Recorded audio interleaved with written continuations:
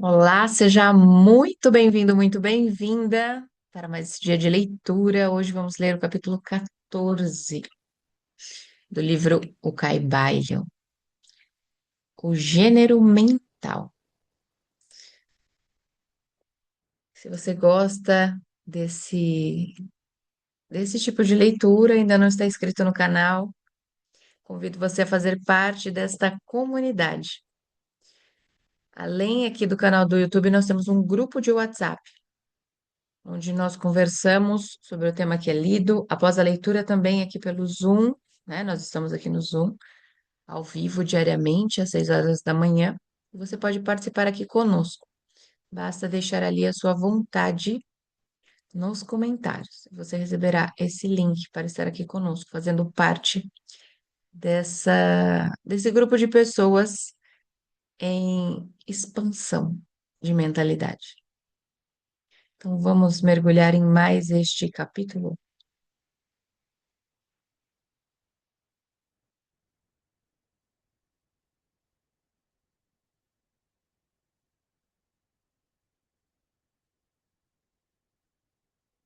Bom dia, Paulo.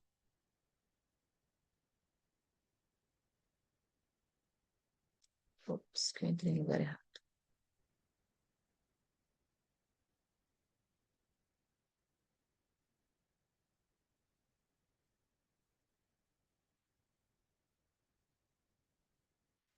Capítulo 14, o gênero mental. Os estudantes de psicologia que seguiram um modo moderno de pensar a respeito dos fenômenos mentais ficaram surpreendidos pela persistência da dupla ideia mental que se tem manifestado tão fortemente durante os 10 anos passados do último meio século, e que deu origem a um grande número de teorias plausíveis a respeito da natureza e constituição destas duas mentes. Recentemente, Thompson J. Hudson atingiu grande popularidade em 1893, avançando a sua bem conhecida teoria das mentes objetiva e subjetiva, que ele afirmou existir em cada indivíduo. Outros escritores atraíram também a atenção pelas teorias sobre as mentes consciente e subconsciente, mentes voluntária e involuntária, mentes ativa e passiva, etc, etc. As teorias dos diversos escritores diferem entre si, mas permanece o princípio oculto da dualidade da mente. O estudante de filosofia hermética tem provocação de riso quando lê e ouve qualquer coisa destas novas teorias a respeito da dualidade da mente, cada escola aderindo tenazmente à sua própria teoria favorita e clamando ter descoberto a verdade. O estudante volta para trás às páginas da história oculta e, nos primeiros elementos dos preceitos ocultos, encontra referências à antiga doutrina hermética do princípio de gênero no plano mental, a manifestação do gênero mental. E examinando mais, ele conclui que a antiga filosofia tinha conhecimento dos fenômenos da mente dual e deu conta disto pela teoria do gênero mental. Esta ideia de gênero mental pode ser explicada em poucas palavras aos estudantes que estão familiarizados com as modernas teorias há pouco aludidos. O princípio masculino da mente corresponde à chamada mente objetiva, mente consciente, mente voluntária, mente ativa, etc. E o princípio feminino da mente corresponde à chamada mente subjetiva, mente subconsciente, mente involuntária, mente passiva, etc. Passiva, aquela que recebe. Lembra que nós comentamos ontem também. Certamente que os preceitos herméticos não concordam com as diversas teorias modernas sobre a natureza das duas fases da mente, nem admitem muitos fatos considerados como sendo, respectivamente, dos dois aspectos, porque muitas teorias e afirmações são alambicadas e incapazes de resistir ao toque da experiência e da demonstração. Apontamos as frases de concordância simplesmente para o fim de ajudar o estudante a assimilar os seus conhecimentos já adquiridos com os preceitos da filosofia hermética. Os estudantes de Hudson encontrarão, no princípio do seu segundo capítulo da Lei dos Pensamentos Psíquicos, a proposição que a mística algaravia dos filósofos, algaravia dos filósofos herméticos desenvolve mesma ideia, isto é, a dualidade da mente. Se o Dr. Hudson empregasse o tempo em decifrar um pouco da mística algaravia da filosofia hermética, ele teria obtido grande esclarecimento sobre a função da mente dual. Porém, naquele tempo, as suas obras mais interessantes ainda não tinham sido escritas. Vamos agora considerar os preceitos herméticos sobre o gênero mental. Os instrutores herméticos dão as suas instruções a respeito deste assunto, fazendo seus estudantes examinarem a relação da sua consciência a respeito do seu ego. Os estudantes aprendem a pôr a sua atenção no ego que habita em cada um de nós. Cada estudante aprende a ver que sua consciência lhe dá uma primeira relação da existência do seu ego. A relação é eu sou. A princípio, isto parece ser a última palavra da consciência, mas um exame um pouco mais profundo descobre que este eu sou pode ser separado ou dividido em duas partes distintas, dois aspectos, os quais, apesar de agirem em uníssono e em conjunto, podem ser separados na consciência. Apesar de a princípio parecer existir um só ego, um exame mais cuidadoso e mais profundo mostra que existe um ego e um eu. Estes gêmeos mentais diferem em características e natureza, e um exame das suas naturezas e dos fenômenos que procedem da mesma dará muita luz sobre muitos problemas da influência mental. Permite-nos começar com uma consideração sobre o eu, que é usualmente tomado pelo ego, pelo estudante, até que ele investigue nos acessos da consciência. Um homem pensa do seu ego, no seu aspecto de eu, como sendo composto de certos estados, modos, hábitos, característicos, etc.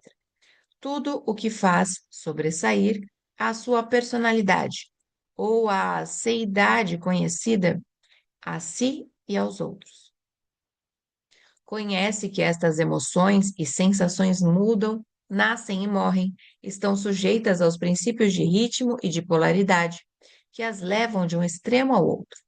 Pensam também que o eu é formado de certos conhecimentos reunidos nas suas mentes e formando então uma parte deles mesmos. Tal é o eu de um homem. Porém, falamos muito apressadamente. O eu de muitos homens pode ser considerado como consistindo da sua consciência corpórea e dos seus apetites físicos, etc. A sua consciência sendo presa à sua natureza corpórea, eles praticamente vivem nela. Muitos homens ainda consideram o seu vestuário como parte do seu eu e atualmente parecem considerá-lo como uma parte de si mesmos. Um escritor disse humoristicamente que os homens se compõem de três partes: o espírito, o corpo e a roupa. Estas pessoas ou roupas conscientes perderiam a sua personalidade se fossem despidas da sua roupa por selvagens na ocasião de um naufrágio. Porém, mesmo muitos dos que estão presos à ideia do vestuário pessoal afirmam fortemente que a consciência do seu corpo é o seu eu. Eles não podem ter a ideia de uma seidade independente do corpo. A sua mente parece-lhes ser praticamente uma coisa pertencente ao seu corpo, o que é sempre o contrário. Mas, conforme o homem sobe na escala da consciência, ele se torna capaz de distinguir o seu eu da sua ideia do corpo e de pensar que este é uma coisa pertencente à sua parte mental. Mas só então poderá identificar inteiramente o eu com os estados mentais, emoções, etc., que ele sente existir dentro de si. É capaz de considerar estes estados internos como idênticos a ele mesmo, em vez deles serem simplesmente coisas produzidas por uma parte da sua mentalidade e existindo dentro dele, sendo suas, estando nele, mas não sendo ele mesmo. Compreende que pode mudar estes estados mentais de emoções por um esforço de vontade e que pode, do mesmo modo, produzir uma emoção ou um estado de uma natureza exatamente oposta, e, contudo, existe o mesmo eu. E assim, até que seja capaz de pôr de parte estes vários estados mentais, as emoções, os hábitos, as qualidades, os característicos e outras faculdades mentais, é capaz de pô-las no não eu, coleção de curiosidade e embaraços, como uma posse de valor. Isto requer muita concentração mental e poderes de análise mental da parte do estudante. Porém, mesmo assim, a tarefa é possível para os estudantes avançados, e mesmo os não muito adiantados podem ver na imaginação como pode ser realizado o processo. Depois que o processo de pôr de parte foi executado, o estudante por-se-á em posse consciente de uma seidade que pode ser considerado nos seus dois aspectos de eu e ego. O eu será considerado como sendo uma coisa mental, em que os pensamentos, as ideias, as emoções, as sensações e outras condições são produzidas. Pode ser considerado como uma matriz, como a matriz mental, como o disseram os antigos, capaz de fazer a geração mental.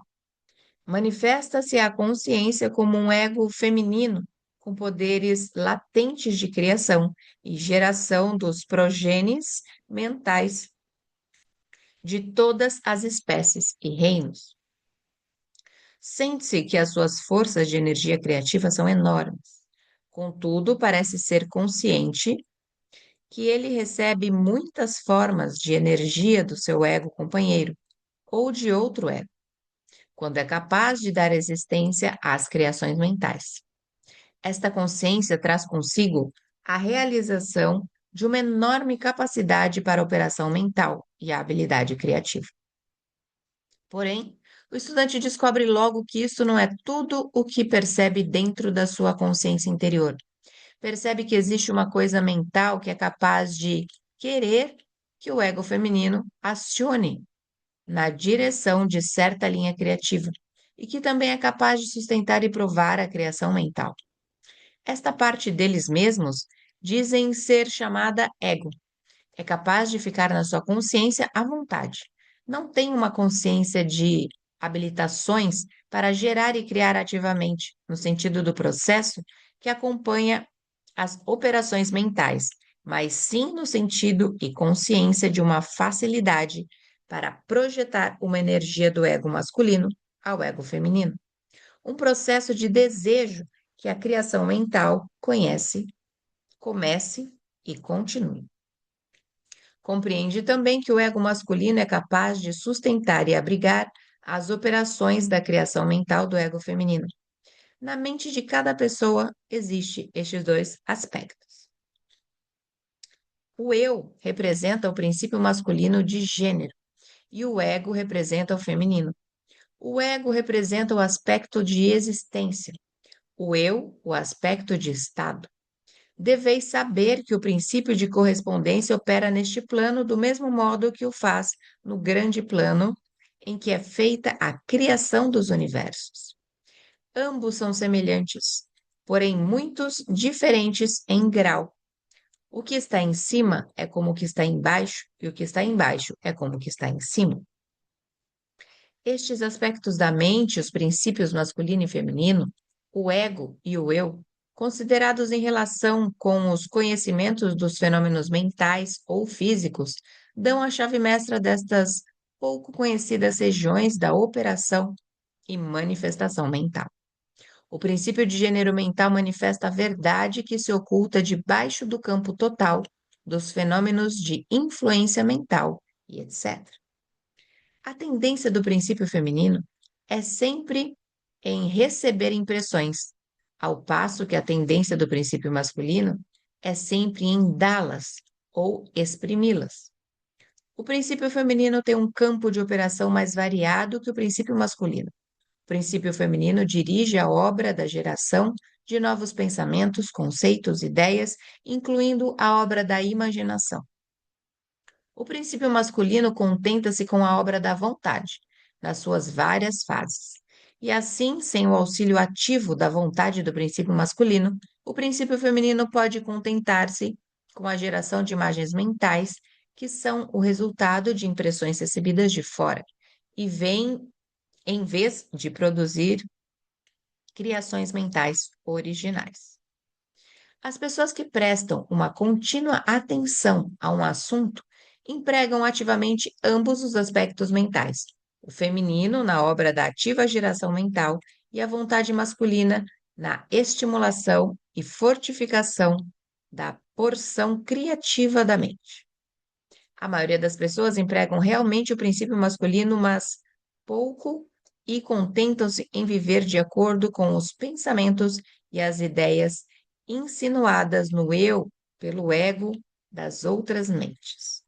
Porém, o nosso propósito não é demonstrarmos-nos na consideração desta fase de assunto, que pode ser estudada num bom livro de psicologia, com a chave que nós vos demos sobre o gênero mental.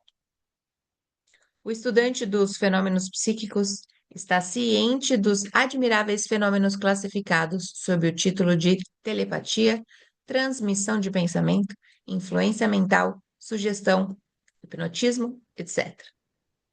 Muitos procuram, muitos procuraram para uma explicação dessas várias fases de fenômenos as teorias dos diversos instrutores da mente dupla. Em certa medida estão certos, porque há claramente uma manifestação de duas fases distintas da atividade mental. Porém, se estes estudantes considerarem essas mentes duplas à luz dos preceitos herméticos a respeito das vibrações e do gênero mental, compreenderão que têm na mão a chave com que tanto esforço procuravam. Nos fenômenos de telepatia, vê-se como a energia vibratória do campo masculino é projetada para o princípio feminino de outra pessoa, e este toma o pensamento semente e o desenvolve até a madureza. Pela mesma forma operam a sugestão e o hipnotismo. O princípio masculino da pessoa, dando as sugestões, dirige uma exalação da energia vibratória ou força-vontade para o princípio feminino da outra pessoa. E esta última, aceitando-a, recebe-a em si mesma e age e pensa de conformidade com ela. Uma ideia assim recolhida na mente de uma pessoa cresce e se desenvolve, e com o tempo é considerada como a melhor produção mental do indivíduo, porquanto, em realidade, é como o ovo do cuco colocado no ninho do pardal. Quando ele destrói a produção direta, ele se põe no ninho. O método normal é para que os princípios masculino e feminino na mente de uma pessoa. O método normal é para os princípios masculino e feminino na mente de uma pessoa coordenar e agir harmoniosamente em conjunção com a de outra. Mas, infelizmente, o princípio masculino nas pessoas médias é muito lento em agir. O entendimento da força-vontade é muito vagaroso, e a consequência é que tais pessoas são quase inteiramente dirigidas pelas mentes e os desejos das outras pessoas, às quais ela permite que façam as suas ideias e os seus desejos. Quão poucas ações ou pensamentos originais são realizados pelas pessoas médias? Não são a maioria das pessoas simples sombras e ecos de outras que têm vontades ou mentes mais fortes que elas? Isto acontece porque a pessoa média vive mais a consciência do seu eu do que na do ego. Está polarizada no seu princípio feminino da mente. E o princípio masculino, em que se acha à vontade, é obrigado a ficar inativo e sem emprego. O homem e a mulher fortes do mundo manifestam invariavelmente o princípio masculino da vontade, e a sua força materialmente depende deste fato. Em vez de viver das impressões dadas às suas mentes pelos outros, dominam a sua própria mente pela sua vontade, obtendo a espécie desejada de imagens mentais e ainda mais dominam do mesmo modo as mentes dos outros. Vede as pessoas fortes como implantam os seus pensamentos sementes nas mentes das pessoas do povo, das massas do povo, fazendo assim este pensar de acordo com os desejos e as vontades destes indivíduos fortes. Isto é porque as massas do povo são como criaturas carneiros, não dando origem a uma própria ideia e não empregando as suas próprias forças de atividade mental, conhecido como massas de manobra, né? A manifestação do gênero mental pode ser observada ao redor de nós todos, ao redor de nós todos os dias da vida. As pessoas magnéticas são as que podem empregar o princípio masculino com o fim de imprimir as suas ideias nos outros. O ator que faz o povo chorar ou rir como quer, o faz empregando este princípio. E assim é sucessivamente o orador, o político, o pregador, o escritor ou qualquer pessoa que tenha a atenção do público. A influência particular exercida por algumas pessoas sobre outras é devida à manifestação do gênero mental na direção da linha vibratória acima indicada. Neste princípio, acha-se oculto o segredo do magnetismo pessoal, da influência pessoal, da fascinação, etc., assim como os fenômenos geralmente agrupados sob o nome de hipnotismo. O estudante que familiarizou-se com os fenômenos geralmente chamados psíquicos poderá descobrir a importante parte tomada nos ditos fenômenos por esta força que a ciência denominou sugestão, termo pelo qual se quer significar o processo ou método pelo qual uma ideia é transmitida à mente de outro, fazendo a segunda mente agir de acordo com ela. Uma exata compreensão da sugestão é necessária para se compreender com inteligência os variados fenômenos psíquicos que a sugestão encobre. Porém, o conhecimento da vibração e do gênero mental é ainda mais necessário para o estudante da sugestão, porque todo o princípio da sugestão depende do princípio de gênero mental e de vibração. É costume dos escritores e instrutores da sugestão explicar que é a mente objetiva ou voluntária que faz a impressão mental ou sugestão na mente subjetiva ou involuntária. Porém, não descrevem o processo ou não nos dão uma analogia na natureza pela qual possamos compreender melhor a ideia. Mas, se quiserdes raciocinar sobre o assunto à luz dos preceitos herméticos, sereis capaz de ver que o fortalecimento do princípio feminino pela energia vibratória do princípio masculino está em concordância com as leis universais da natureza e que o universo natural oferece inúmeras analogias pelas quais o princípio pode ser compreendido. Com efeito, os preceitos herméticos mostram que a verdadeira criação do universo segue a mesma lei e que em todas as manifestações criativas, nos planos espiritual, mental e psíquico, está sempre em operação o princípio de gênero, manifestação dos princípios masculino e feminino. O que está em cima é como o que está embaixo, e o que está embaixo é como o que está em cima. E mais ainda, quando se compreende o princípio de gênero mental, os variados fenômenos de psicologia tornam-se imediatamente adaptáveis a uma classificação e estudo inteligente, em vez de serem muito obscuros. O princípio se realiza na prática porque é baseado nas imutáveis leis universais da vida. Não entraremos em extensa discussão e descrição dos variados fenômenos da influência mental ou atividade psíquica. Existem muitos livros bons escritos e publicados sobre este assunto nos últimos anos. Os principais fatos dados nestes vários livros são corretos, apesar dos escritores intentarem explicar os fenômenos por diversas teorias que lhes são favoritas. O estudante pode instruir a si próprio nestas matérias e, empregando a teoria do gênero mental, será capaz de pôr em ordem no caos das teorias e doutrinas contrárias, e poderá tornar-se mestre no assunto, se for inclinado a ele. O fim desta obra não é dar uma extensa relação dos fenômenos psíquicos, mas sim dar ao estudante uma chave mestra com a qual possa abrir as diversas portas que conduzem às partes do templo do conhecimento que ele quiser explorar. Julgamos que nesta consideração dos preceitos do Caibalion encontrar-se-á uma explicação que servirá para esclarecer muitas dificuldades embaraçosas. Ela será uma chave que abrirá muitas portas. Qualquer que seja o costume de fazer detalhes a respeito de muitas formas de fenômenos psíquicos e da ciência mental, colocamos providencialmente na mão do estudante as ideias pelas quais ele pode instruir-se muito a respeito de cada fase do assunto que o interessar. Com auxílio do Caibalion, pode-se fazer uma livraria oculta, a velha luz do Egito, iluminando as páginas e os assuntos obscuros. Este é o fim deste livro.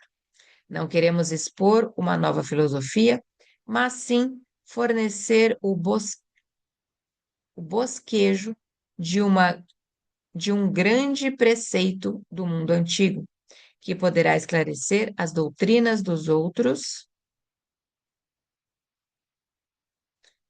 que poderá esclarecer as doutrinas de outros, que servirá de grande reconciliador das diferentes doutrinas opostas.